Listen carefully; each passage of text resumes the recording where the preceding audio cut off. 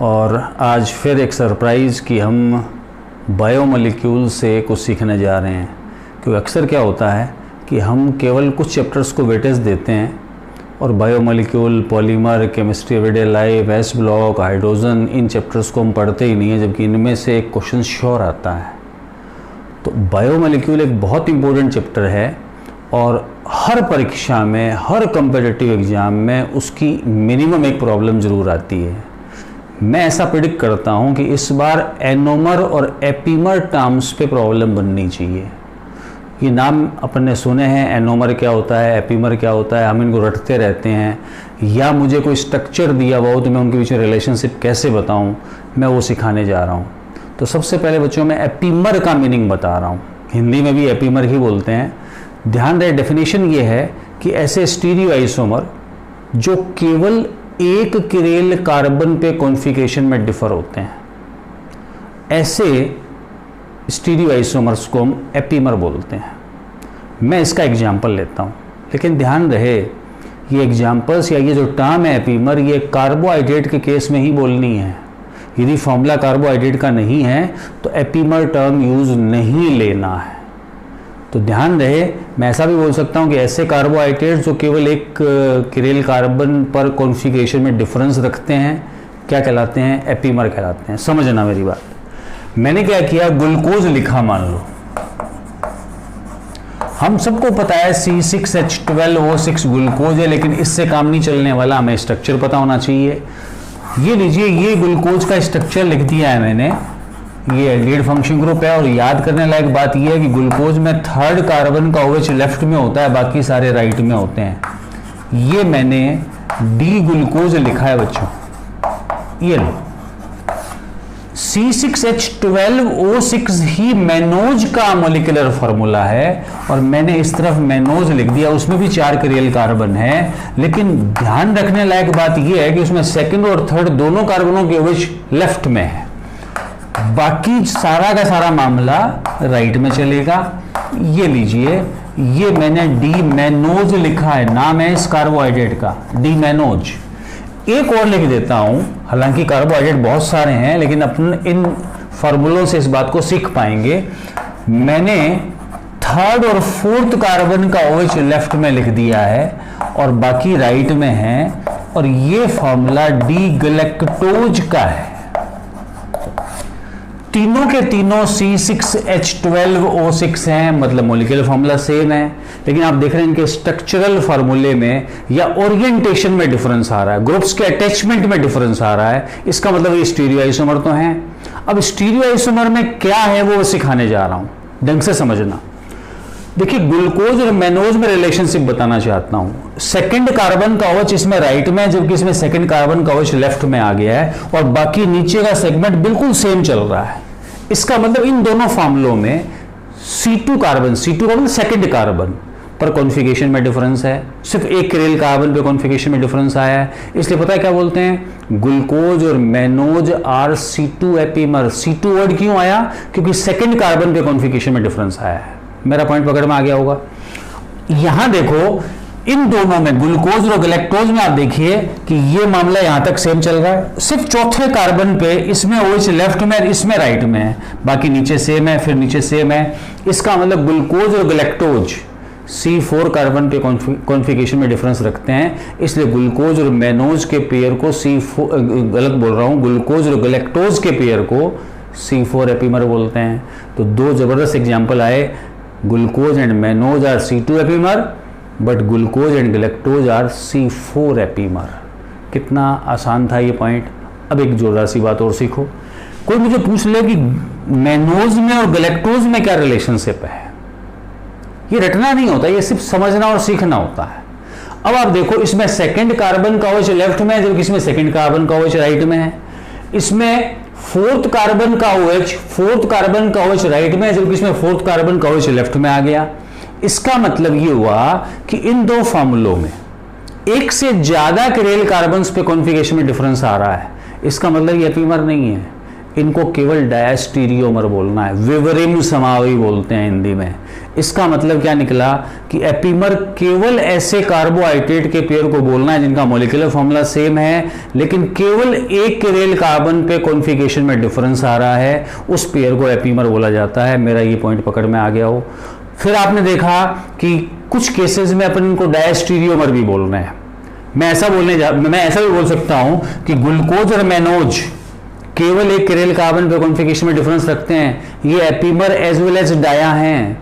याद होगा stereo isomerism में आपने डायस्टीरियोमर के बारे में पढ़ा है, ऐसा कि ऐसे स्टीरियो आइसोमर जहां किसी एक केरेल कार्बन पे कॉन्फ़िगरेशन में डिफरेंस आ रहा हो और बाकी सेम चल रहे हो, या एक से ज्यादा केरेल कार्बन पे कॉन्फ़िगरेशन में डिफरेंस आ रहा हो और कुछ पे सेम आ रहा हो, मतलब सभी केरेल कार्बन की कॉन्फ़िगरेशन अपोजिट नहीं होते हैं, जहां ऐसे पेयर को अपन डायस्टीरियोमर बोलते हैं। तो मैं कह सकता हूं glucose and mannose dia as well as epimer हैं, ग्लूकोज और galactose dia as well as epimer हैं, जबकि मैनोज और गलेक्टोज केवल और केवल डायस्टीरियोमर हैं। मेरा पॉइंट पकड़ में आ गया हो। कहीं भी C2 एपीमर C4 एपीमर लिखा हो, इसका मीनिंग भी समझ में आना चाहिए। अब मैं एनोमर पे आ रहा हूं, क्योंकि एनोमर टर्म भी बड़ी इंपॉर्टेंट है, मीनिंग समझना। ध्यान रहे, ऐसे एपीमर, बहुत जबरदस्त बात बोल रहा हूं, ऐसे एपीमर जो केवल ग्लाइकोसाइडिक कार्बन पे कॉन्फ़िगरेशन में डिफर होते हैं, सिर्फ ग्लाइकोसाइडिक कार्बन पे कॉन्फ़िगरेशन में डिफर होंगे, ऐसे एपीमर्स को हम एनोमर बोलते हैं। अब ये ग्लाइकोसाइडिक कार्बन क्या भला है? तो ध्यान रहे कि जब इन कार्बोहाइड्रेट्स के अपन साइक्लिक स्ट्रक्चर बनाते हैं, इंटरामोलिकुलर रिएक्शन होती है हाइड्रोक्सिल ग्रुप और कार्बोनिल ग्रुप के बीच में, तो साइक्लिक स्ट्रक्चर बनता है और उस साइक्लिक स्ट्रक्चर के पार्टिसिपेशन में कार्बोनिल ग्रुप पार्टिसिपेट करता है। तो कार्बोनिल ग्रुप वाले कार्बन को कार्बोहाइड्रेट के चैप्टर के अंदर हम ग्लाइकोसाइडिक कार्बन बोलते हैं। इसी को एनोमरिक कार्बन भी बोला जाता है। मैं इंपॉर्टेंट पॉइंट रिपीट कर रहा हूं, कार्बोहाइड्रेट्स में कार्बोनिल ग्रुप वाले कार्बन को दो नाम दिए गए हैं, glycosidic carbon as well as anomeric carbon. मैंने अभी भी बोला है कि ऐसे एपीमर जो केवल ग्लाइकोसाइडिक कार्बन पे कॉन्फ़िगरेशन में डिफर है ना, उनको एनोमर बोलना है। इनको देखो, ग्लाइकोसाइडिक कार्बन तो ये है, कार्बोनिल ग्रुप वाला कार्बन है, यहां कॉन्फ़िगरेशन में कहां डिफरेंस आ रहा है? कार्बोनिल ग्रुप के कार्बन के अलावा कहीं डिफरेंस आ रहा था, इसलिए यहां एनोमर टर्म यूज नहीं हुई, एपीमर टर्म यूज हुई है। समझना, बहुत इंपॉर्टेंट बात आ रही है, सीखना बच्चों उसको। मैं क्या करता हूं, किसी एक का साइक्लिक स्ट्रक्चर बना के दिखाता हूं तुम्हें, समझना इस चीज को। मैंने ग्लूकोज का साइक्लिक स्ट्रक्चर बनाना है मान लो, और मैंने ग्लूकोज का ओपन चेन बना रखा है। अब साइक्लिक कैसे बनता है वो समझ लेना। तो मैंने कार्बोनिल ग्रुप का पाई बॉन्ड अलग से दिखाया, और ध्यान रहे ग्लूकोज हमें पायरेनोज स्ट्रक्चर में मिलती है। पता होगा पायरेनोज स्ट्रक्चर एक 6 मेंबर साइकिल है जिसमें 5 कार्बन विद 1 ऑक्सीजन है। मैंने यहां से कार्बन गिनने 1 2 3 4 5 कार्बन, और ये वाली ऑक्सीजन जब साइकिल में आ जाएगी तो पायरेनोज स्ट्रक्चर बन जाएगा। विशेष बात क्या है, ये कार्बन अभी केरेल नहीं है, क्योंकि इस कार्बन ने 2 वैलेंसी सेम ग्रुप से सेटिस्फाइड कर रखी है, लेकिन रिएक्शन के बाद ये केरेल बनने जा रहा है। कैसे बनने जा रहा है सीखते जाए। मैंने ये पोलरिटी ऑक्सीजन की तरफ घुमाई, यहां नेगेटिव चार्ज आया, यहां पॉजिटिव आया, और इस ऑक्सीजन ने अपने लोन पेयर इस कार्बन को दिए तो यहां पॉजिटिव आया, और यहां से प्रोटॉन चला गया इस ऑक्सीजन के ऊपर। तो कहने का मतलब ये कार्बन इस ऑक्सीजन की हेल्प से इस कार्बन से कनेक्ट हो गया, और रिएक्शन के बाद पता है क्या हुआ, ये डबल बॉन्ड गायब हो गया बच्चों, यहां OH हो गया है, ये H यहां चला गया, और इस कार्बन को भी मैं कह सकता हूं ये केरेल बन गया है। तो जब ये केरेल बन गया तो फिर ये 2 फॉर्म में मिलेगा। अब एक नया यहां सिंबल यूज होते हैं, अल्फा और बीटा फॉर्म। एक केस में मुझे अल्फा डी ग्लूकोज मिलेगा और एक केस में मुझे बीटा डी ग्लूकोज मिलेगा। अल्फा डी कब बोलूंगा या अल्फा फॉर्म कब बोलूंगा मैं, जब मेरे ग्लाइकोसाइडिक कार्बन का OH मैं राइट में लिखूंगा, और बीटा कब बोलूंगा, जब ग्लाइकोसाइडिक कार्बन का OH मैं लेफ्ट में लिखूंगा। तो मैं क्या कर रहा हूं, ग्लूकोज का एक स्ट्रक्चर बना रहा हूं इस तरफ, ये वाला कार्बन मैंने बनाया है ऊपर वाला, इसका OH राइट में लिख दिया, H यहां, ये सेकंड, ये थर्ड, ये फोर्थ, ये फिफ्थ और ये सिक्स्थ कार्बन। और समझना बच्चों, इस ऑक्सीजन की हेल्प से ये कार्बन आपस में कनेक्ट हो गए, ये सेकंड, थर्ड, फोर्थ, और ये लीजिए OH H OH, और मैं इस OH को देखते हुए इसको अल्फा डी ग्लूकोज बोल रहा हूं। ये लो, एक इधर बनाऊंगा, फर्क क्या होगा, केवल इस ग्लाइकोसाइडिक कार्बन के OH का डायरेक्शन बदल रहा हूं मैं, सेकंड, थर्ड, फोर्थ और फिफ्थ, और ये आपस में कनेक्ट हो गए। और ये लीजिए मेरे पास यहाँ H OH H और यहाँ OH H और OH और यहाँ H, और आप देख रहे हैं इस OH को देखते हुए मैं बीटा डी ग्लूकोज बोल रहा हूं। अब आ गई जोरदार सी बात, अल्फा डी ग्लूकोज और बीटा डी ग्लूकोज में रिलेशनशिप बतानी है मुझे क्वेश्चन बार बार ये मिलता है, अल्फा डी ग्लूकोज और बीटा डी ग्लूकोज में क्या रिलेशनशिप है। मैं कहना चाहता हूं ये एनोमर हैं। अब कैसे एनोमर है समझ लो, इन दोनों फार्मूला का कंपैरिजन देखना, केवल इस कार्बन पे कॉन्फ़िगरेशन में डिफरेंस आ रहा है कि एक का OH राइट में, इसी कार्बन का OH इसमें लेफ्ट में चला गया है। नीचे का सेगमेंट देखो दोनों में बिल्कुल सेम आ रहा है। तो मैंने जो बोला वो समझ लें, इन दोनों में केवल एक किरेल कार्बन पे डिफरेंस आ रहा है, तो ये एपीमर है। लेकिन ऐसे एपीमर जो ग्लाइकोसाइडिक कार्बन मतलब कार्बोनिल ग्रुप वाले कार्बन पे कॉन्फ़िगरेशन में डिफर हो जाते हैं, क्या कहलाते हैं, एनोमर। दैट्स वाई मेरा सही आंसर क्या है, alpha D glucose and beta D glucose are anomer as well as epimer, कोई गलती नहीं है। तो मैं ऐसा बोल सकता हूं सारे के सारे एनोमर एपीमर होते हैं। ये स्टेटमेंट ट्रू और फॉल्स में मिल जाएगा, सारे के सारे एनोमर एपीमर होते हैं, लेकिन सारे एपीमर एनोमर नहीं होते। और एक इंपॉर्टेंट पॉइंट बोल दूं बच्चों, जब भी किसी एक ही कार्बोहाइड्रेट की दो फॉर्म दी हुई हो, जिनमें से एक के आगे अल्फा दूसरे के आगे बीटा लिखा हुआ हो, रिलेशनशिप पूछ रहा हूं, एनोमर बता दें। जैसे मैंने बोल दिया बीटा डी फ्रक्टोफ्यूरेनोज और अल्फा डी फ्रक्टोफ्यूरेनोज में क्या रिलेशन है, मैंने देखा दोनों फ्रक्टोफ्यूरेनोज बोली जा रही है, एक के आगे अल्फा एक के आगे बीटा बोला जा रहा है, मैं कहूंगा ये एनोमर है। मुझे कहा गया अल्फा डी मेनोज और बीटा डी मेनोज में क्या रिलेशनशिप है, मैं इनको एनोमर बोलने वाला हूं।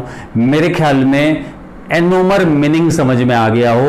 और इस कार्बन को जो C1 कार्बन है, ग्लाइकोसाइडिक कार्बन है, मेरा कार्बोनिल ग्रुप वाला कार्बन है, इस कार्बन को आप ग्लाइकोसाइडिक कार्बन या एनोमरिक कार्बन बोल सकते हैं। बच्चों मैंने जो ये दो स्ट्रक्चर बनाए ग्लूकोज के, ये दोनों ग्लूकोज के फिशर प्रोजेक्शन स्ट्रक्चर हैं, फिशर प्रक्षेपण सूत्र हैं, और ये साइक्लिक फॉर्म्स हैं। अब कई बार ग्लूकोज के मुझे हावर्थ प्रोजेक्शन दिए होते हैं और उनको देकर भी रिलेशनशिप पूछा जा सकता है, कोई दिक्कत नहीं। अल्फा और बीटा फॉर्म दी होंगी और इनमें से इन पेयर को मुझे एनोमर बोलना है। मैं इन दोनों के आपको हावर्थ बना के दिखाता हूं। और समझना बच्चों, बहुत इंपॉर्टेंट पॉइंट सिखा रहा हूं, जब भी किसी का भी आपको मतलब किसी भी फिशर प्रोजेक्शन का आपको हावर्थ लिखना है, और वो भी किसका, पायरेनोज स्ट्रक्चर का, तो सबसे पहले एक हेक्सागन बना दें।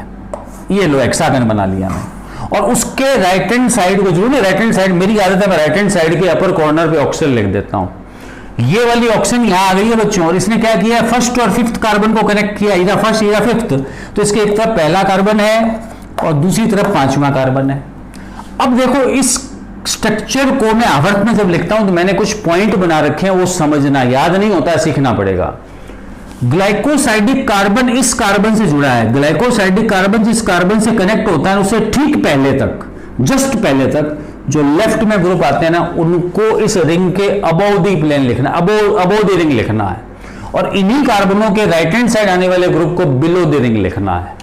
इस कार्बन की दो वैलेंसी नजर आ रही है मुझे, इसका मतलब दो बॉन्ड तो नजर आ रहे हैं। अब एक बॉन्ड अबव है, एक बॉन्ड बिलो है, तो मैं हर कार्बन पे दो दो बॉन्ड बना रहा हूं बच्चों। और मैंने अपना पॉइंट बोल दिया, उसको दोबारा रिपीट कर रहा हूं, ग्लाइकोसाइडिक कार्बन जिस कार्बन से कनेक्ट हुआ उससे जस्ट पहले तक, जो लेफ्ट में आए वो ऊपर, राइट में आए वो नीचे।